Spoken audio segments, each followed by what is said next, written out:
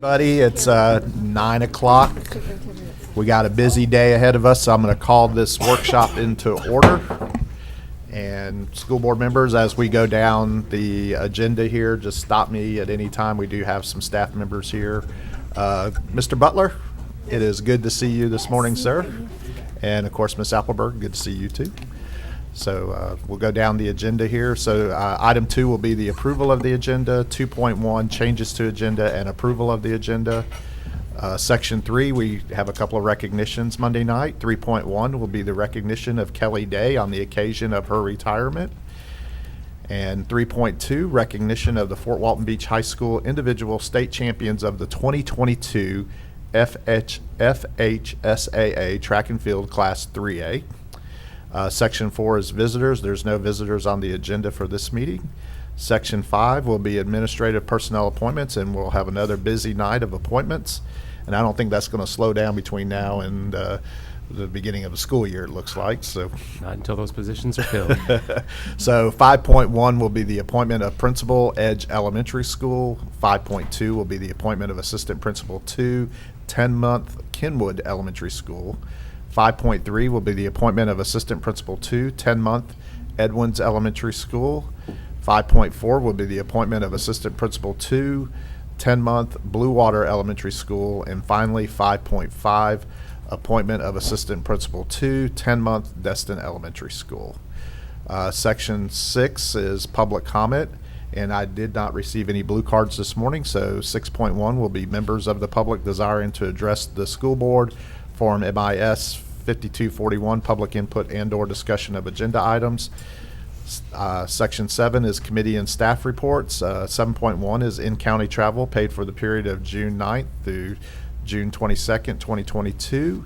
And 7.2 is out-of-county travel paid for the period of June 9th through June 22nd, 2022. And now we'll move down to the consent agenda. 8.1 will be the approval of the consent agenda.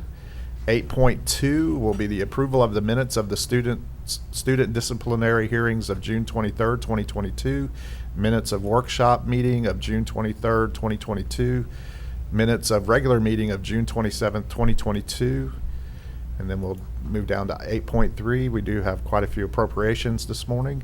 8.3, appropriation of District 1 School Board member capital outlay funds to Choctawhatchee High School for WBGI Tribal News Broadcasting Classroom Equipment in the amount of $20,000, $20,161.36, presented by Dr. Lamar White. 8.4, appropriation of District 1 School Board member capital outlay funds to Meigs Middle School for iPads in the amount of $4,435, presented by Dr. Lamar White. 8.5 is appropriation of District 2 School Board member capital outlay funds to Silver Sands School for lock upgrades in the amount of $2,618.36, presented by Ms. Marty Gardner. 8.6, appropriation of District 2 School Board member capital outlay funds to Elliott Point Elementary School for a storage building in the amount of $2,475, presented by Ms. Marty Gardner. 8.7, appropriation of District 3 School Board member capital outlay funds to Elliott Point Elementary School for a storage building in the amount of $2,300, presented by Ms. Linda Vanchek. 8.8, appropriation of District 3 School Board member capital outlay funds to Shoal River Middle School for art classroom tables in the amount of $5,405.47, presented by Ms. Linda Vanchek. 8.9, appropriation of District 3 School Board member capital outlay funds to Meigs Middle School for classroom flooring in the amount of $4,977, presented by Ms. Linda Vanchek. And finally, 8.10, appropriation of District 4 School Board member capital outlay funds to Meigs Middle School for an iPad charging cart and computer charging cart in the amount of $2,008.44, presented by myself, Tim Bryant. Can I make a comment, please? Oh, I'm sorry. Yes, ma'am. I think you were first. No, I was just smiling because it appears that the principals have figured out how to access multiple pots of money.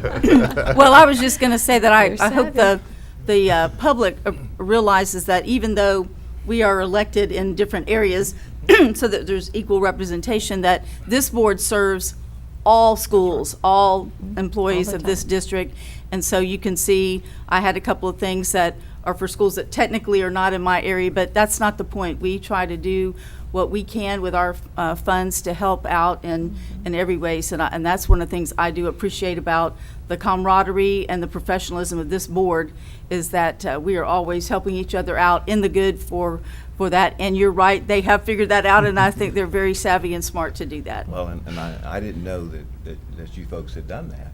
And so I'm very grateful for you helping out the schools in my district, as sometimes I've been able to help your town. Absolutely, Yeah. that's just the way it works, and so it's good, it's Thank you. wherever the need is. All right.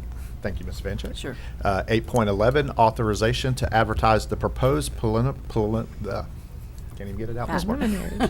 Preliminary Yeah. and tentative budget and millage rate for fiscal year 2022 through 2023. And 8.12 is invoices to be approved for payment presented by, I'm going to go ahead and say this one time today, Julie Perry, our Chief Financial Officer. 8.13, school donations. 8.14, ITB 22-21, fire extinguishers and kitchen hood systems inspection, maintenance, and repair. 8.15, renewal of tag-on bid RFP 190806, speech language pathologist, school psychologist, occupational therapist, and physical therapist services. 8.16, renewal of tag-on bid RFP 17-04, multifunction copiers. 8.17, tag-on bid purchase over $25,000 Playmore recreational products and services. And real quick, Mr. Horton, I had a question the other day. Somebody asked me, when they look at the agenda, they look at tag-on bid. Can you explain real quick what a tag-on bid is? Yes, Just so sir. everybody- When we purchase in Okaloosa County, it's done on competitive bid process. But there are other districts in Florida who have gone through that competitive bid process and selection process. So the law allows us to tag on to their selection process. So if they've identified a particular vendor that wins a competitive bid and is assigned a contract with that district, we can in effect tag on to that and execute purchases or services through that contract at those agreed prices. Because sometimes you will see it on there where it's a tag-on, like with Escambia County. Or, Exactly. Or I saw one time, Exactly. Osceola County. So And sometimes it's a hard to obtain service. So I'll give you an example of resurfacing of our tracks and parking lots. I think we did a tag-on bid for that for a larger company that came in from out of the area that was able to do the volume of work that we needed them to do this year. So we could tag on from another district in another part of the state. all right. And Mr. Wright, might I ask Yes, sir. another Yes, sir. question? I'm not sure if the law still says this, but I know Mr. Wyndham's here, and he takes care of these things for us. But when we do a tag-on bid, that bid would have to go through the same legal process as if we had done the bid here. And I think I remember the law used to say that it would be the lowest and best bid or price available. Does the law still say that it's the lowest and best? Same guidelines that we do. Okay, so very good. So we're still buying things at the lowest and best price that's available through a tag-on bid? Yes, sir. Okay, all right, thank you. Thank you, Mr. Horton. All right, so we'll go down to 8.18, exempted purchase over $25,000, Benchmark Education Company. 8.19, service agreement number 23-24, John MacArthur. 8.20, service agreement number 23-25, Zach Lewis. 8.21, service agreement number 23-29, Modern Therapeutics, LLC. 8.22, service agreement number 23-30, Jamie Fields. 8.23, service agreement number 23-31, Jeremiah Best. 8.24, service agreement number 23-35, Connect ASL Incorporated. 8.25, service agreement number 23-36, Ryko Barnes. 8.26, Trim Care Services Agreement between the School Board of Okaloosa County and Weatherproofing Technologies Incorporated, a subsidiary of Trimco Incorporated, to provide roof warranties, as presented by Dr. Bill Smith. And 8.27, sale and disposal of surplus property. 8.28, school food services update, à la carte pricing for elementary and secondary schools for 2022 through 2023 school year. I wonder, were you going to speak to that, Mr. Chambers, about the lunch and how it's changed a little bit about free and reduced? Were you going to get to that later? Mr. Horton.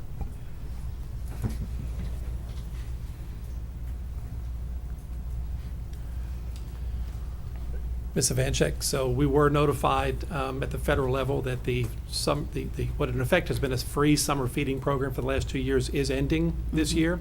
So we'll move back to students paying, and I think you've seen as a board, and maybe on this item too, the lunch costs and the à la carte pieces that are coming before the board with very little increases. But it is important that we start to get the word out and on our website. Right. We will be going back to regular, like every other district and every other state in the union, going back to regular lunch service with students paying. That said, the free and reduced lunch application is open and available to all families, and so we encourage everyone to apply for free and reduced price meals. The schools really do that during their open houses, and so we want to make sure every student who's capable or qualified to be able to receive free or reduced price lunches is able to do so. So food service in our schools really promote that, and we'll do that as we move into the school year. And if they had it before, they have to reapply, correct? They Yes. can't just go by what they Yes, had ma'am. It's a previously. reapply every year. Every Now, year. there were a lot of families who applied last year and were approved last year, even though all meals were free. And so there is a 30-day grace period for those families that were designated last year as free and reduced. But we really want to make sure we stress that all families. Now, again, we get to the first day of school and a child gets in the lunch line, they will receive a meal. Right. And that's always the case in Okaloosa County. So we'll work through that with families in the event we need to help them apply. But children will not go unfed, but we have to go back to the original, the previous system before the pandemic. And this is a needs-based approval. It's based sir. on the family qualifying, if you will, for the service. But I want to make sure I understand and that the public understands, this starts when?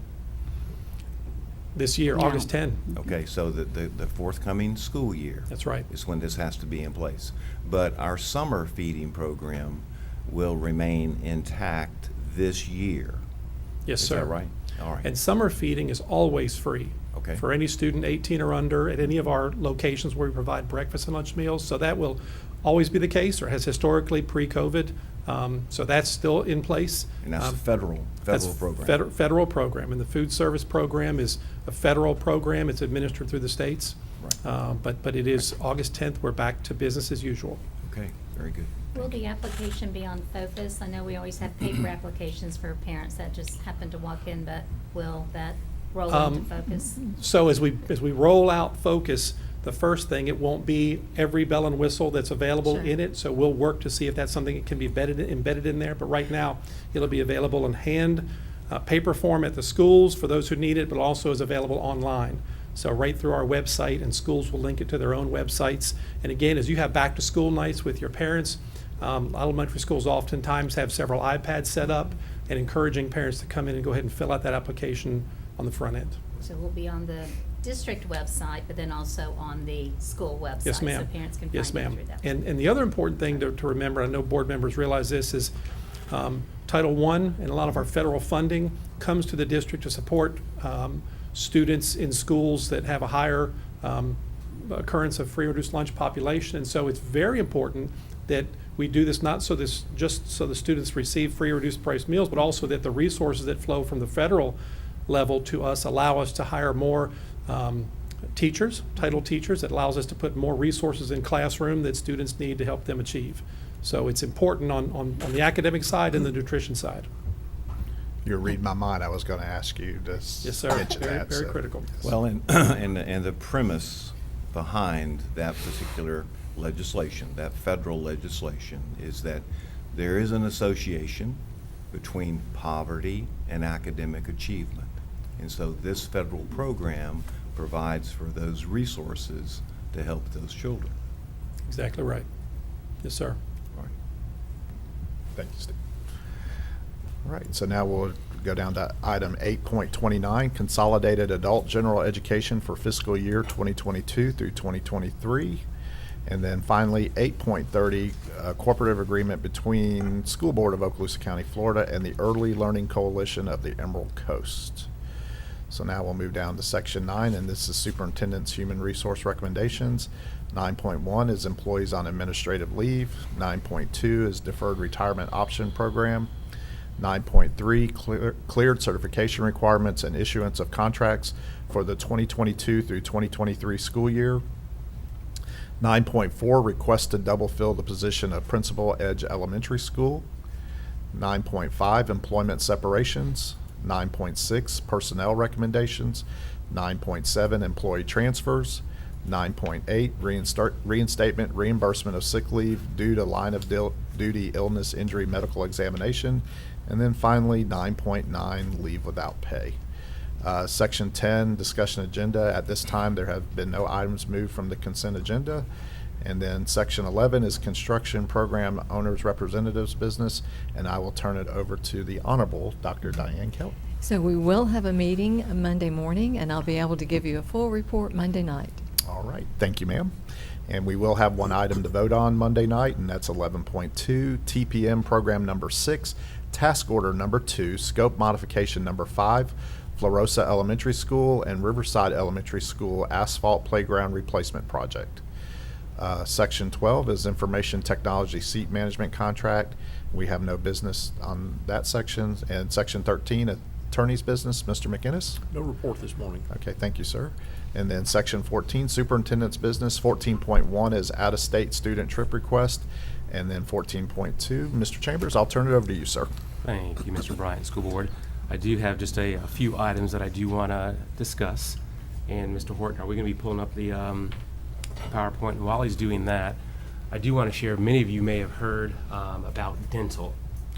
And in our county, our dental service, in terms of what we're providing for our employees, we have had multiple employees finding difficulty in having a provider, especially at the north end of the county. And I do want to say at the upcoming board meeting in July, I think where you're going to be pleased that we have a solution to this situation. Our benefits oversight group, our BOG, they've been working hard with risk management, and we do have a solution that we'll be bringing forward that I think is going to be good for our employees and good for the district. I want to shift to our scores. As you know, at the end of every year, we have what many would say is high-stakes testing. And we know as we go into the upcoming school year that whole model is changing to a progress monitoring system. But we're still under the current system that we're in. I want to start off by saying that I'm extremely proud of our teachers, of our administrators, of our staff. And by staff, I also want to say, bus drivers. I want to say our food service workers, our custodians. All of us know the last 2 years has been extremely difficult. If you rewind to this time last year, we were anticipating for a more normal school year. And the first 9 weeks was anything but that. Just highlighting the first 9 weeks, I think that you can remember many quarantines, many student absences, and teacher and faculty and administrative absences as well. So to say that the start of the school year was easy, I think we would be remiss if we didn't acknowledge that. But I would also say other surrounding counties throughout the state of Florida, they also experienced those difficulties. And I started off by saying I'm proud of our schools, because to still deliver the instruction that's needed when you know that there was already an achievement gap, so to speak, in terms of learning loss that's occurred over the last 2 years is hard. You already know the third grade scores came in lower than what we're normally accustomed to. You think about our third grade students. They started school, in essence, during the pandemic. So for them and third graders across the state of Florida, their education hasn't been like the education of students historically in public education, because there's been so many disruptions. Now, when you look at these scores, we did have drops in scores. We had some drops in certain grade levels. There you'll see there will be drops in certain schools. But overall, I think what I'm going to go through, I think that you'll be proud, but knowing that there's still work to do, knowing that we can't rest on where we are here in Okaloosa County. And I'll also share with you, we've already put plans in place starting this past second semester, working with our curriculum department and especially working with our schools. And we put many things in place for the upcoming school year from the summer forward. So I'll share some of those things with you, but I want to start off by saying, and Sheila, actually someone's got that going, which I appreciate. I want to start off by saying, when you look at what we're assessed in, so we know that we're assessed in ELA and math, grades 3 through 10. We know that in science, we're graded in 5th grade science, 8th grade science. We know that the end of course exams, we have Algebra 1, Geometry, Biology, U.S. History, and middle school civics. So those are the areas where we're graded, where we're tested, and what's come back to us so far. As you might remember, last year, when you look at taking all of these test scores and where we rank in the state of Florida in all of these test scores, as you might remember, last year we were 8th in the state. This year we're 7th in the state. So throughout this difficult time, we did improve our state ranking one spot, so from 8th to 7th. But you never want to stop there, because we're not a school district that's just based on where are we ranked, because we want to make sure that we're doing good things for kids. However, I think to get a metric in terms of how we did fare across the state of Florida, I want to go through a few items with you. And I'm going to go through bullet by bullet, okay? When you look at Algebra 1 and you look at where we were, 65% of the students in Okaloosa County were proficient this past year, compared to the state average of 54%. You look at geometry, 65% of our students were proficient, state average 50%. Biology, 69%, the state average 61%.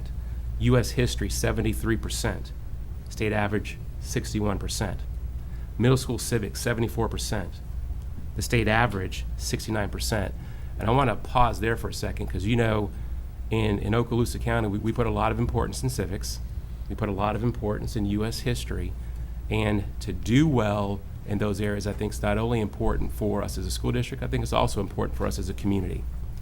Then you look at 7th grade math, 62%, the state average 46%. 8th grade math, 54% proficient, the state average 42%. And then 8th grade science, looking at 60%, where the state average was 45%. I say all that to say, even within these areas right here, I know that there are parts where we can do even better. However, when you put things in perspective and how we are comparatively, Okaloosa County is doing well. You look at 3rd grade, and here's what I know for certain. In grade 3, we have fantastic teachers who are working hard every single day for their kids. Now, the fact is, in grade 3, we dropped 4 percentage points in Okaloosa County, while the state average increased 5%. However, we were right there on the state average in terms of 58% of our students being proficient. So we were at state average in grade 3, but we did not grow, so to speak, to the same rate as the state. So that's an area that we're definitely have already been looking at, working with our principals with, making sure that not only did we get students in summer intensive studies that normally is just for retained students, we also open that up for students who might have difficulties even if they were promoted to 4th grade. So that was one push there. Then you look at grade 4 ELA, where we fell by 2 percentage points in Okaloosa, while the state average increased 4%. Now, grade 4, we were 1% above the state average. But those are two areas in particular, and all of us know that early education is important. We know, just like other districts across the state that may have fallen in these areas, we have to have a concerted effort in putting measures in place to help these kids sustain the learning loss and raise that academic achievement. But we will have plans in place for that. So I mentioned the summer intensive studies, where we expanded it from what we normally do. And I think that's important for elementary. but we also expanded it for middle school and high school. This stat right here, which I was proud of, because as you know, the last 2 years has been difficult. So we have had students in our county that have failed courses.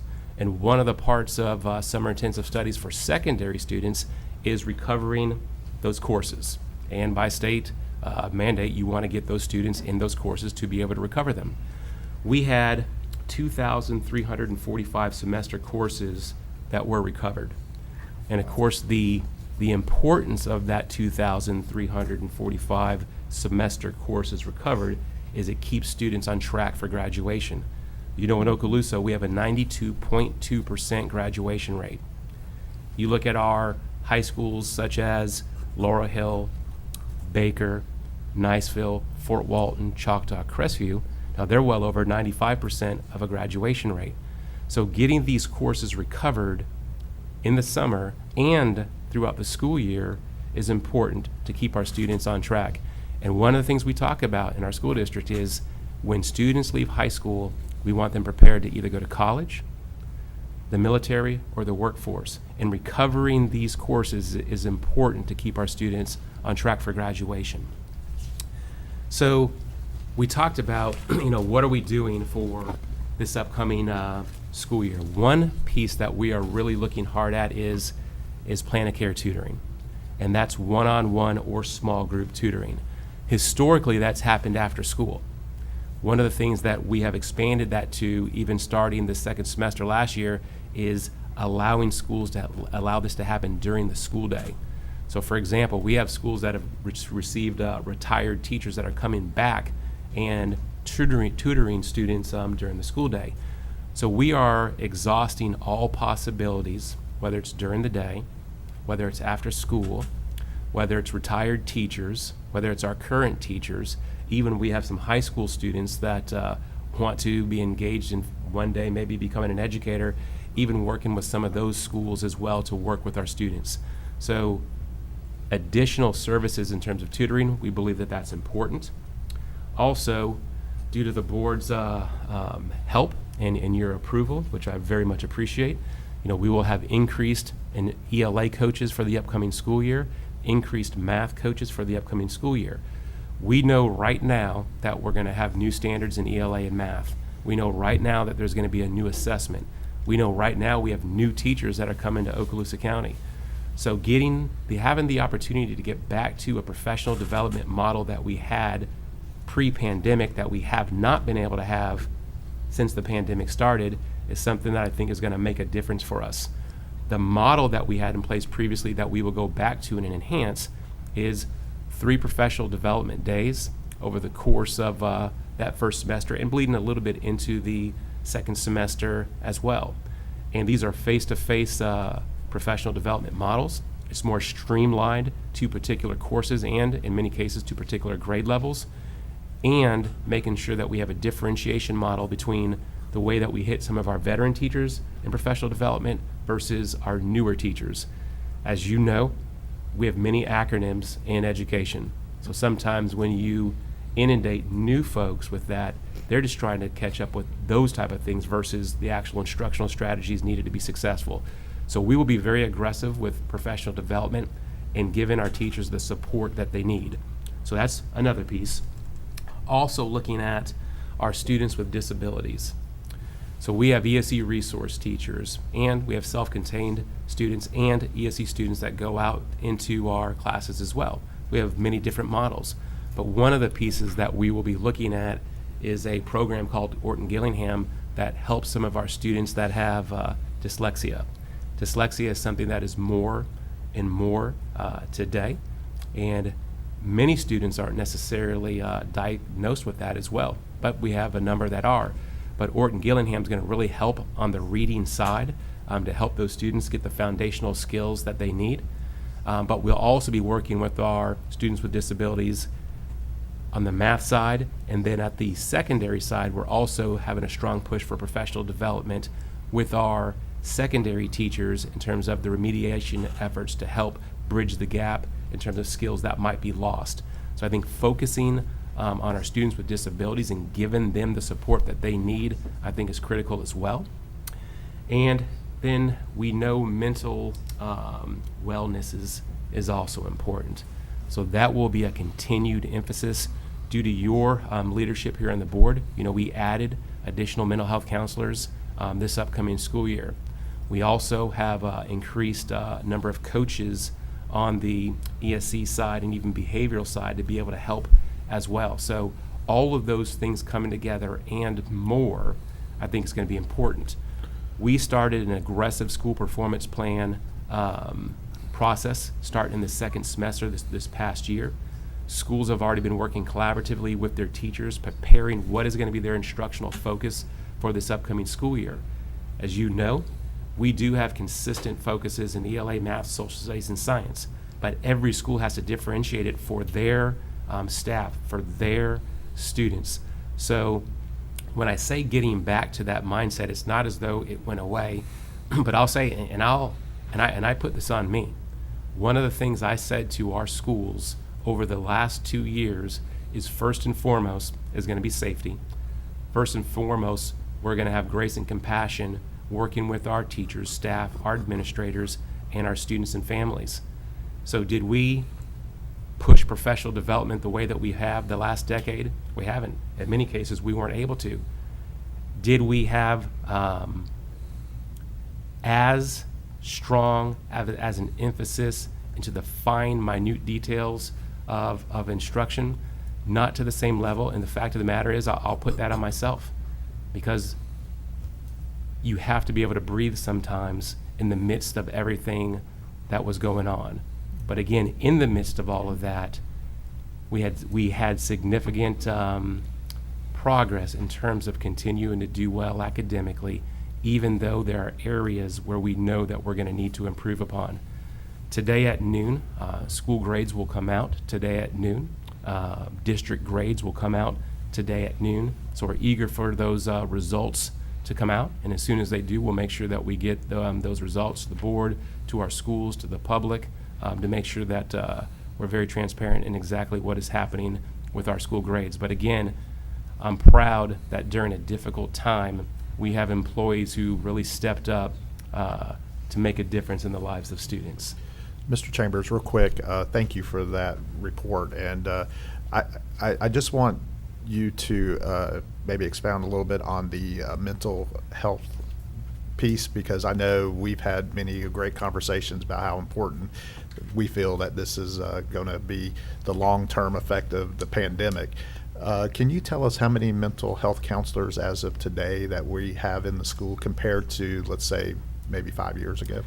So let's say let's go back probably about 7 years ago, which we had 0. And then we've steadily, once the state also made it a focus, but districts have to make a decision on how aggressive you're going to be in terms of putting mental health counselors in schools. So I think we probably had about 12 mental health counselors at one point, and now we're up to approximately 21 mental health counselors. And the goal for the district, what is your ultimate goal for the district when it comes to mental The health? ultimate goal would be 1-to-1. Now, I will say for this upcoming school year, we did make an adjustment where our high schools will have a mental health counselor. We think it's very important it's important at every grade. Right. But at the high school level, where some of these kids struggle, maybe even more so, we felt it important to make sure we have a mental health counselor at the high school level. And real quick, you were also talking about how your focus has been compassion and grace. When it comes to mental health, what are we doing for our employees also? So that's. Well, I think during the pandemic, we took a stance that maybe was different than many other districts, and it's what we did not want to have happening with our employees is them worrying about their leave, and whether I'm going to try to come to work where maybe I didn't feel as well, but leave is important, right? Leave is important. So one of the things that we made sure we did is we held our employees harmless when it came to if they had symptoms of COVID, we wanted them to stay home. If they had to be quarantined, we made sure that we covered the leave. As we know through HR, there are programs in place to be able to help those who might be struggling.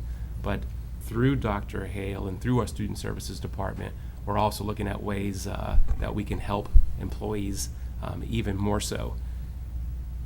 This has been a difficult time for educators.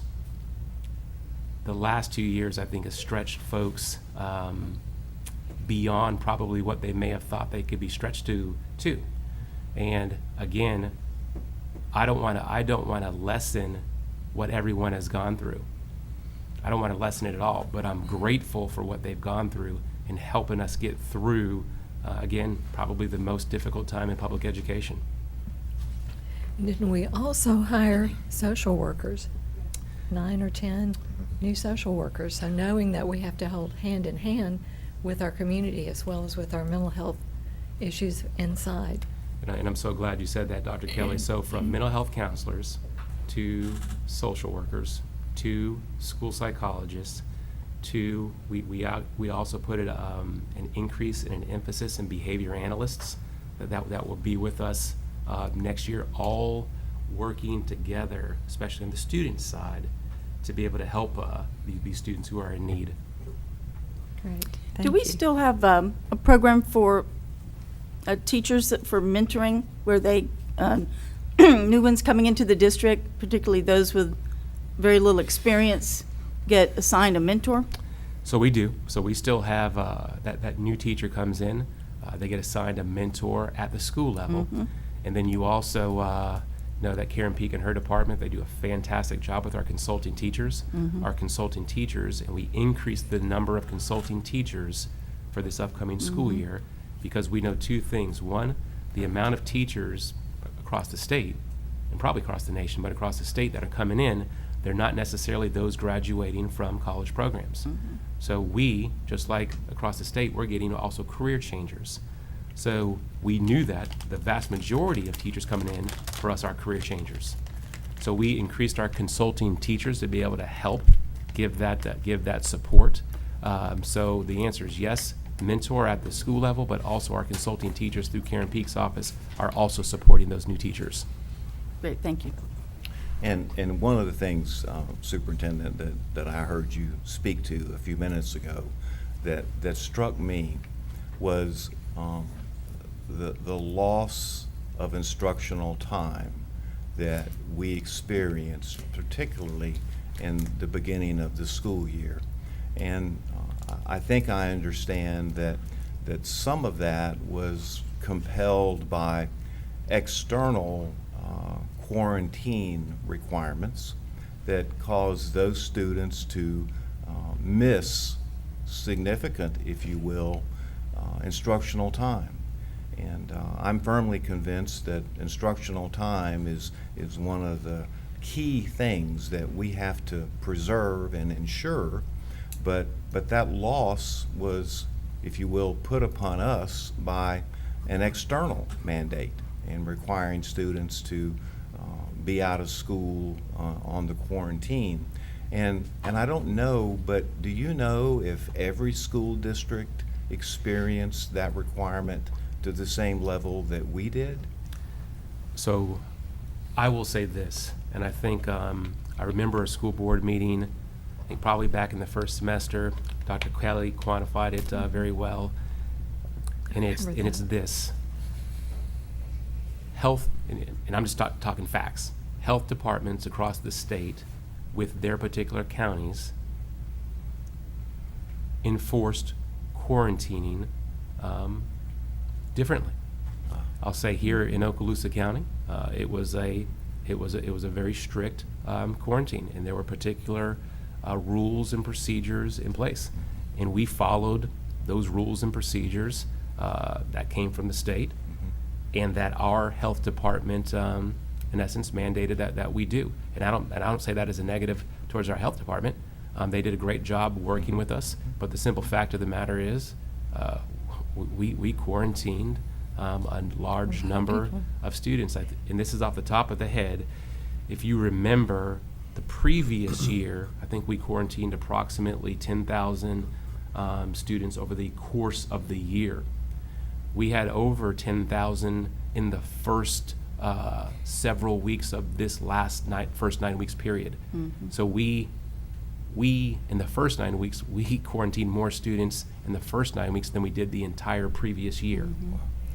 And what also strikes? includes- I'm sorry, the That's okay. teachers that are being quarantined. Teachers are that- out too, lost Teachers instructional. are Exactly, back And- and Right. forth a couple times. And to a week layer or onto longer. that, the thought that I had was, when you think about that from an instructional standpoint, what it's like to try to carry on instruction with a revolving door. 10 students out today, 5 out tomorrow, and not always the same student. So you're trying to keep everyone up to speed and keeping your curriculum rolling. So it's very difficult on the teacher side. Well, and I'll say here, because Jordan's here, Mr. Butler's here, to your point, Dr. Kelly, when you have 22 students in a class, and then the next day there's 14, then the next day there's 16, then the next day there's 10, then you're back to 22. Now the student's on their second quarantine. So it's difficult in terms of keeping that instructional momentum, but again, though frustrating, especially from the teacher level, the ed support level, again, I couldn't be prouder of our teachers really carrying the brunt, our support professionals, our administrators carrying the brunt to be able to keep our students in school and keep them moving forward to the best of our ability. So again, I'm just very appreciative and thankful. Well, thank you for that answer, Superintendent. And I know you've always done everything you can to preserve instructional time, but those were some external requirements, and I'm just prayerful that we don't have that again, and we do have a more normal beginning of the year. So thank you, sir. Thank you, Chairman. Thank you. Anything else, Mr. Chairman? That is it. All right. Well, thank you, sir. Okay, so now we'll move down to board members' announcements and requests for information. And today I will start with Ms. Vancheck. Well, I don't really have very much, but I do want to say how proud I am of our employees and what they've done. Looking at this is exciting. Go ahead. I apologize. No. We got, I got a little passionate there, so I apologize. I apologize. One thing that the board asked me to do was to come back with some enrollment data and where we Yes. are for, Sure. to date, so you know, so I apologize, I got a little passionate. If you don't mind, I'd like No, Mr. go Horton to ahead. come up and give that information to you. That'd be great. I got passionate too, and I would say, in response to all the comments, the school grades and the district grades that are going to be released this afternoon, in spite of all of these hurdles, there's no change in the calculation of school grades. So an A is an A based on the standards that were set prior to COVID. So that's important to recognize as well. What I want to do today is give you some information and a tool, and so make this available on our website as well, that just speaks to, and I may need to get Mr. McNeely out here to bring it up, but other than that, 1 second. Go view show. Yeah, view. At the top, Yes. Yep. slideshow, view He said it show. was just one after the other, so. This is not it, nope, it's the, It's this. enrollment. I think this is the PowerPoint. Okay. We've already done the other one. This is enrollment. It's under slideshow, then view show.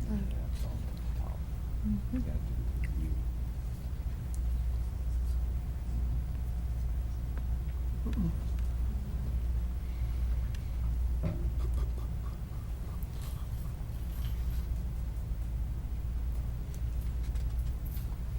Guys are behind that one. It was hiding. Are they doing that? just got it.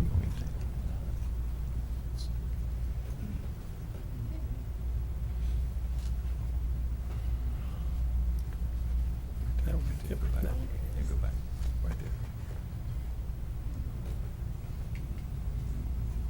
there. All right. Thank you. Thanks, Ms. Demers. Just to provide you with some enrollment information and leave this as a tool on our district site for folks to look at, so it's interactive in a sense. What we're wanting to do here is just look at historical, kind of up-to-the-date enrollment. And what we do in schools typically, we report our enrollment for funding to the state at certain times during the year. We capture that. And so the first one that happens each year is called Survey 2, and it's done in October every year, where we literally count the students in seats and submit that to the state. We do it again in the spring. We do it again in the summer for other categories. But we typically, to be consistent, report that enrollment every October. And so what I'm going to show you is some information for the last, I think, eight school years. And we've got it all the way back to, as far back as we want to go. But looking at trends and where we could anticipate future growth in terms of schools and things like that, it's important to stay on top of enrollment. And so what you'll do is you'll see it by school, and you'll also see it by geography. Just in summary, this is the Crestview area schools for the last 7-year growth period. So in total, elementary enrollment increased 5.3% from the 14-15 school year to the 21-22 school year. And that's from 4,220 students to 4,443 students. So if you wanted to look at an annual average growth rate, it would be 0.75% per year for Crestview Elementary School, so a little under 1%. Now what you'll see when we get into the individual schools is you'll see a bit of a dip as we moved into the 19-20 school year and COVID, and so you'll see enrollment in our schools fall off. And so we've talked before about some of that was parents selecting virtual options, some of it was families selecting family empowerment scholarship options and other pieces. So it's always tricky to look at an average annual growth rate and assume that the enrollment in a school is just kind of going upward, right? The middle school enrollment in the Crestview area, which would be our Davidson and Shoal River middle schools, increased 10.9% over this time frame from 1806 to just over 2,003 students, which is about 1.5% per year. And then the one that initially catches your eye, the Crestview High School enrollment, because that's the only high school in Crestview, has increased 20% from 14-15 through 21-22, from 1902 to 2285, which is about a 2.5% increase per year on average. And there's a caveat with Crestview that I just want to make sure everyone's aware of. When we got to February, the Crestview enrollment was actually 2,086. So it had fallen by about 200 students. So in looking at where those students go, some of them obviously move out of the area, but there was a decline in enrollment at Crestview High School that we're kind of taking a look at. Certainly students move to online sometimes at semester and other areas. So we typically see a decrease in enrollment in our high schools from October to February, and that's consistent across the state. In fact, they have something called a February factor when they kind of project what your revenue will be. If you have 1,000 students in a school in Florida in the fall, then it's likely you're going to have 900 and something when you get to February. And that's just historically what happens in Florida high schools. But that's something that we look at because it's important for us to see as we go into a school year a number that suggests enrollment and warm bodies, and then maybe it's not by the time we actually get to school and begin the school day. So that's what Crestview looks like. Yes, sir. So I always like to ask this question when we have these numbers up because I get asked this question a lot. What is the enrollment for Crestview High School? What is our maximum enrollment number for Crestview High School? And I'll have to get that Capacity, back to you, but right. Those capacity numbers that come up on the Florida Inventory of Schoolhouse, the FISH report that we report to those, there's always the ability to have more students in a high school. And I'll give you an example. So a capacity report for a high school might be 2,000 students, but that anticipates a teacher teaching 5 periods a day. Right. And so what we know in Oklahoma County, we have lots of teachers who select to teach 6 periods a day to help support. And if I've got a great veteran teacher and they want to teach a 6 period and help the students, it might be better to do that than to hire a new teacher in a particular place and instance. So what we can actually have and educate approximately is not exactly dependent upon that capacity number. Right. Because of that. And that's a good point Right. that you're making. Thank you. Right. Yeah. And so I would say, and we report that our schools are generally in the north end at capacity. Right. And when we did some analysis prior to the half-cent sales tax referendum being approved by the voters, we talked about things like in these 5 elementary schools where we were at or near capacity, does it make financial sense to build a wing on 5 elementary schools and upgrade the cafeteria and upgrade the parking lot infrastructure and spend that money? Or is it more financially prudent to build another school and then work with the populations to reconfigure that? And so in our analysis and with our total program manager, it makes more sense in the long term to do that. And that's why you're seeing right now, in the elementary schools in Crestview, for example, we're not starting projects to add wings on the classrooms. We still have some portables there, but I think the superintendent has shared his vision over time is to build another school in Crestview, potentially 2. And so as we come back to you and talk about the capital budget at our next board meeting, you'll see that as well. And I think board members know that we're actively looking at all the things that go into building schools in those areas. And you'll see here today pretty clearly where those places are outlined. Well, and, you know, and I know we've talked about this before in the past, and I know the capacity, you know, of Crestview High School is well below what we have. I mean, it's higher than what we actually have in there. So we still have room in there. Plus, we're getting ready to add on a wing anyway. So Part of the and again, that goes back to the concept of and I believe, and I've talked to folks in the Crestview area, and I've had a chance to speak to the Rotary Club. When you look at high school enrollments and populations around the state, the sizes of our schools in Okaloosa County are not abnormally large. right. And for those and you know, great folks who say we need another high school in Crestview right now, if you take a look at that enrollment, which this spring was 2,086, and I understand we have to plan for the future, which we're doing, but if you start building a new high school now, you're looking at high schools of 1,100 students in Crestview. And so, I mean, I think those are to a point where they're so low that it just, there's no economy of scale, there's no efficiency there when you're running 2 plants completely for those enrollments. So I think with the program in place that expands the dining area in Crestview, it expands in terms of classroom additions that you're talking about. It also adds a multi-purpose building. So that's one of those examples where it's better to work on the school that you currently have as opposed to building a brand new one. But I think once those classroom additions get added, you know, that number will be very comfortably fitting inside Crestview High School. Right. Thank you, Steve. Yes, sir. Can I just say something that Mr. Bryan will love this because it's going to show my age, but Dr. White, when you and I attended Choctawhatchee High School, it had 3 grades. We had way over 2,000 students in a smaller building. That's right. And we really didn't think anything of it, did we? We Right, just right, we just maneuvered. So you're right that we are not at large capacity when you look at Crestview being the largest. And And I'm a little older, but I remember. Thank you for that. I remember that we only had one high school in the South End, and we were so big that we went on split sessions. And, before your high school That's opened. right. Yeah. That's It right. was on split session. Yeah, That's right. so- That's right. So yeah, the capacity number is something that really is a little flexible. It is. It is. So if I'll move, and I won't go through every slide here, but as we move to the central part of the zone, you'll see greens. Again, this is over an 8-year period of time. The elementary enrollment has increased 6.2% up to 3,155.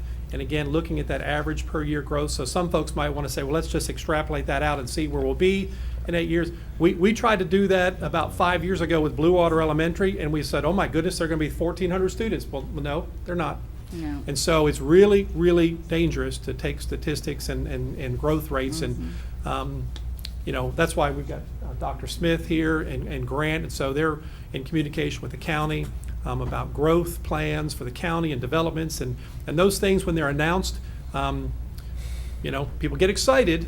And then they're going to put 1,000 homes in here, but it's probably not going to have an impact on a school enrollment for 5 years or longer.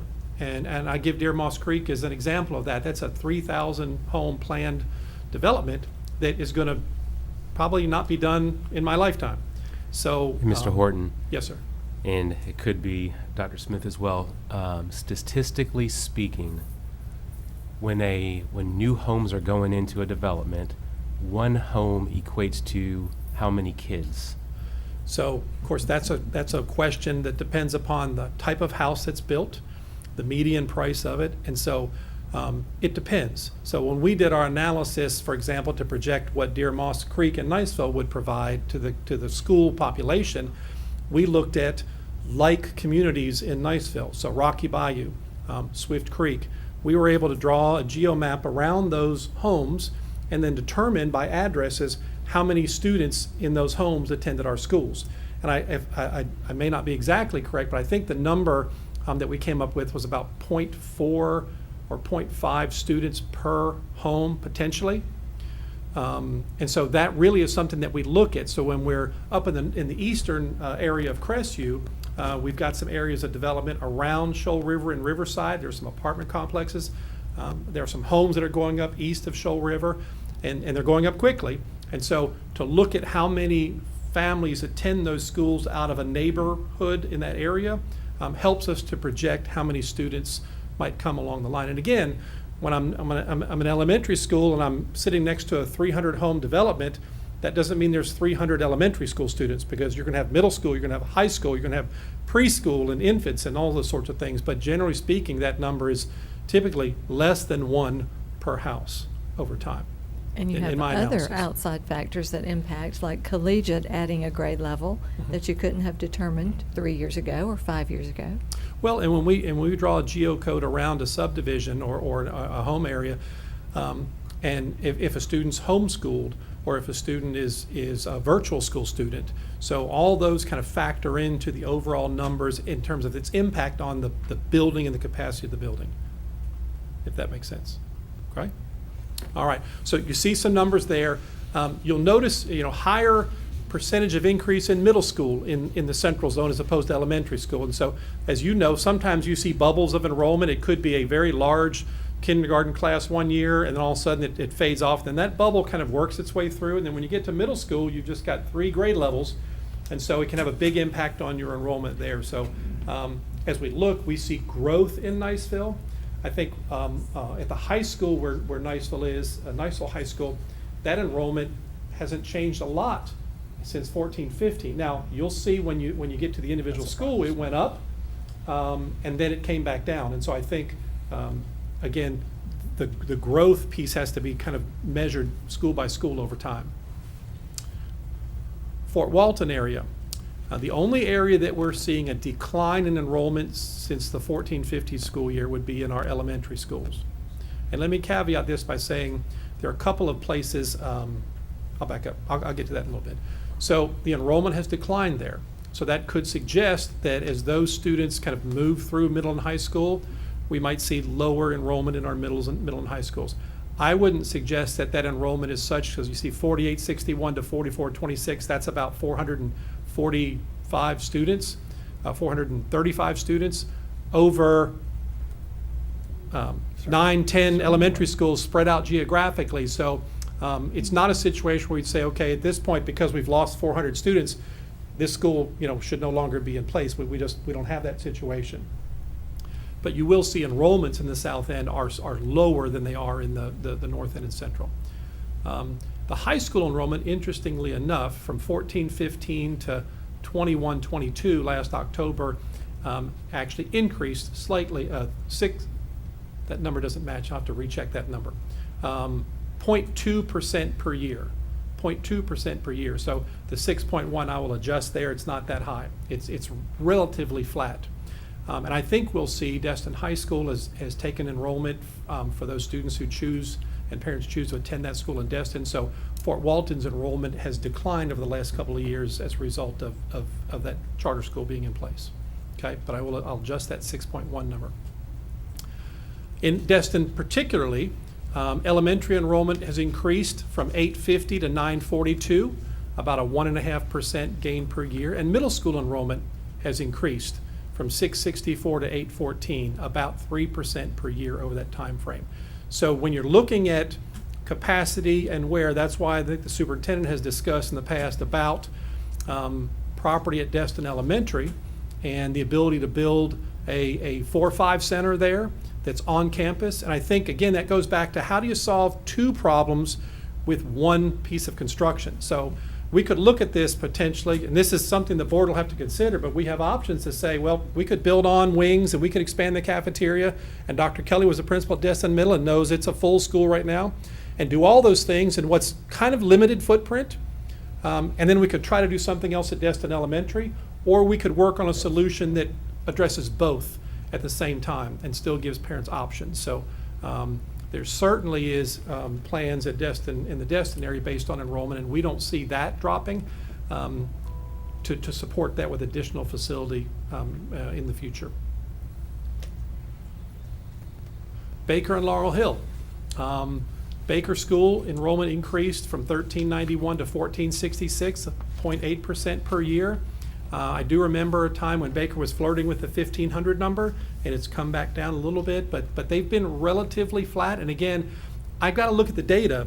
And so when people call and they ask about the enrollments going through the roof at Baker, I'm seeing this, that out there in development. We look at all that, but then what's really happening in terms of enrollment would be what propel us to bring recommendations to the board about growth. Now, the interesting thing about Baker School is the district does own a parcel of property right there adjacent to Baker School already. So in terms of years down the road, if there's a need to expand that school, then we've got the ability and the property to do that. Laurel Hill's enrollment has increased from 399 to 430, 1.1% per year.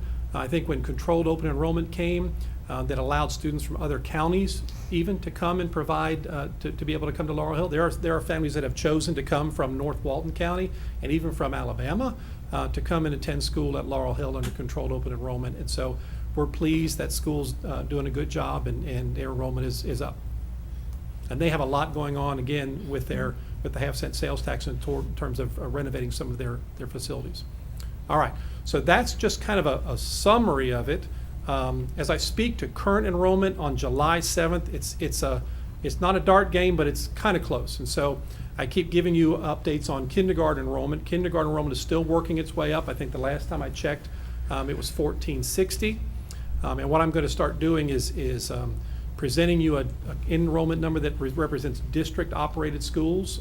So it was about 1460 when I last checked, and continuing to work through. Miss Meserve just had another meeting with the registrars yesterday to help continue to support them for using Focus to get people registered. So for those school. are physical registrations that have been completed. That's right. Those are all the people that we've got on the books. Now, Right. even some of that, people can change their minds by the Right. time we get to it, but Right. those are physical. Now, Wow. I will tell you that we want to get, as a school district, to hit our projections, we want to be in the 2,200, I think, range by the time we get to the beginning of school. And those of you who have been in schools, there's a literal flood of families enrolling kindergartners the first week of school and the week leading up to it. So I think Focus has helped folks get started remotely with it, but we still need more kindergartners, right?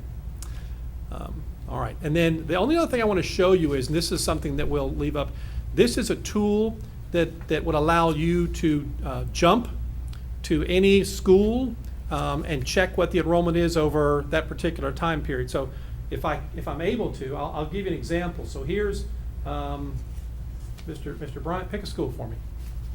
Antioch. Antioch Elementary. All right. So I click on Antioch Elementary. I'll go to a graph that shows me the growth in that school over the time period that we're looking at here. So you can see year after year what's happening. So Antioch has been a relatively increasing. I think at a period of time in the 19 school year and 20 school year, again, you see that little bit of that COVID dip. And so now they were at 948 last October. So what we don't have on here is a number for this upcoming school year, because that's going to change so much that we'll update those again once we get to October this year. But if someone is of a mind, then they could just kind of quick return by clicking on that bottom, return to quick link page. It'll take you right back here. And then we can say, well, what's going on at Plu Elementary? And if I check on Plu, I'll see their 10-year enrollment, okay? Wow. And then we didn't mention, but also we've talked about the increase in enrollment in the Niceville area. It's been consistent over time.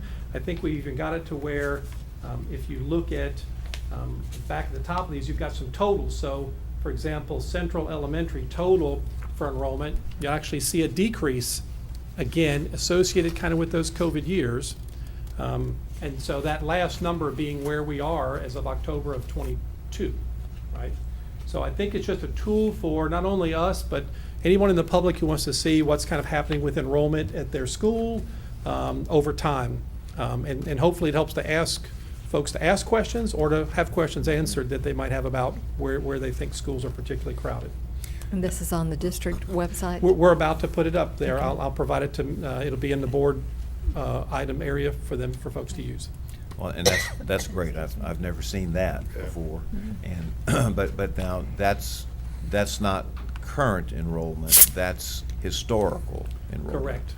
Okay. Right, so like I said, the what we call the 23 school year, which is the upcoming school year, if I were to grab that right now, our elementary schools would be missing 30% of their kindergarten enrollment, so it would look like enrollment was down. Right. And even at the high school and middle school levels, we're waiting to see. And we do, as you know, that period of time, the first week or two of the year, we've got names on rosters, but not people in seats. And so we've got to follow up and say, okay, this person moved to Texas, and those sorts of things. And so it takes us a little while to get what we call the warm body counts and get that taken care of.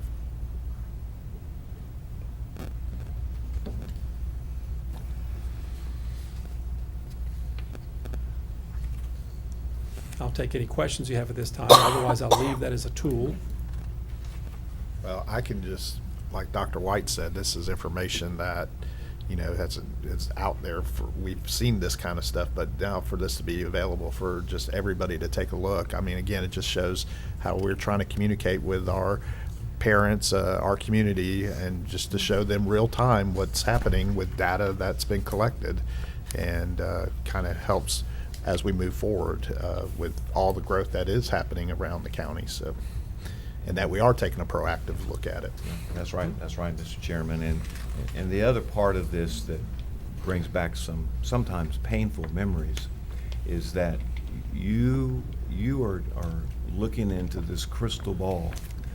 So you can try to predict how many employees we need to hire.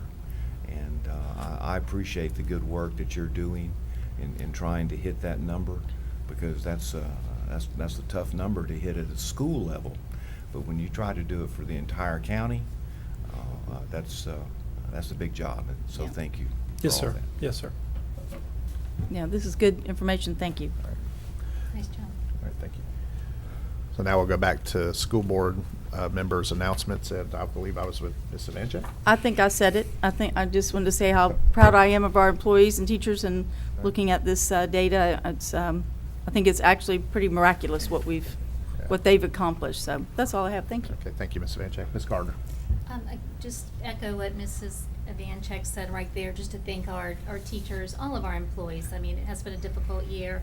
And I don't want to leave out our curriculum department, because I know how hard they work, and if you will pass on my gratitude, because there's a small team right there that's servicing the entire district. And I know Okaloosa County is competitive not only in our sports, but also academics. And I guarantee you, our teachers, administrators, curriculum, they are already digging into this, and it's like, okay, all right, this happened, we're proud of what happened, but how can we make this grow? And without a doubt, I know there's been a lot of hours already put into what adjustments can be made. So I'm proud of our all of our employees, every single one of you, because it is a difficult job, and if we had all the money that we wished, we could put a lot more support in place. And it kind of reminds me right there, I'm going to probably jump ahead here. I noticed deans were going to be, and thank you, those are so needed. But could our deans also, and I talked to a couple of the principals, and they were going to use those maybe as for discipline, which will be so helpful in these schools that have that consistency right there. Could they also work with like our mental health individuals, our social workers, to kind of, train up maybe, or to have that connection right there, that link between our deans, if the school chooses to use that as a disciplinary. Absolutely. If I'm understanding the question correctly, and you'll correct me if I I'm am, wrong. kinda, yeah. But schools absolutely have the ability to look at who is that dean that they have in place, and then what is the skill set that person has to be able to help their schools. The vast majority of them likely will be on the discipline facility side, But there are some of them who might be on the instructional side, depending on the school, and some, like you just talked about, having the ability to help even through the MTSS process. But depending on the school, the skill set of that person, they have the ability to wear different hats. And absolutely, it is the principal's decision, again, on the skill set of that person. But if that connection could be there, that Okay. would be wonderful. And Dr. Kelly, you'll have to help me with this, the mayor of Laurel Hill. Robbie Adams. Yes, he sent us a letter, He and did. I really, appreciate the information that we received from Laurel Hill, just an update of what's going on up there. And that was very nice to see, very informative, and I did His appreciate. wife is a teacher at Laurel Hill. Oh, okay, all Deborah. right. Well, I think that's the first time I've seen something like that, and it was interesting to see all the great things that are happening I'll tell you. in our very north end up there. We don't want to forget about them. But that's all. All right. Thank you. Thank you, Ms. Gardner. And Dr. Kelly? Oh, well, I'll just have to also echo the accolades to the curriculum group. Having formerly been a data digger like you all are, I know that that consumes hours and days and weeks and months of the time, so that is certainly very valued. Thank you. I just have a couple of things. I know that some of you probably saw this, but we did have an Okaloosa County student that won a National Bullying Prevention Award for doing the right thing. And that student was a student at Fort Walton Beach High School. Her name was Ella Grace Klinger. So congratulations to that student. And congratulations to Ms. Cheryl Rohan, who's an instructor at OTC. She recently won a $2,000 scholarship from the Republican Women of Okaloosa Federated to continue her degree in nursing. And then, I know you know, I have to count down. We only have about 34 days remaining until our students arrive back on August the 10th. That's all I have. All right, thank you, Dr. Kelly. Comes Dr. fast. White? Well, thank you, Mr. Chairman, and I too would like to express my commendations to the district staff and to our teachers and principals and the superintendent for the scores that we were just informed about. And I didn't know that you were going to talk about those today, but I did bring in a post that I had recently seen on our school district's social media. And it pertained to the Okaloosa County School District as being a academically high-performing school district. And I thought to myself, this is something that might be worth talking about, because that could change any moment, although I'm hopeful that won't be the case. And in fact, Okaloosa County School District is the only school district in the state of Florida that has been an academically high-performing, because when I looked at this, because we are the only one that has maintained that every year since the legislature created this program. We're the only one that's done that. And although there are some school districts that move back and forth, one year they might not be, and another year they might be. But we're the only one that's done it every year. And I just thought to myself, that's something worth talking about, and you want to talk about it while you can.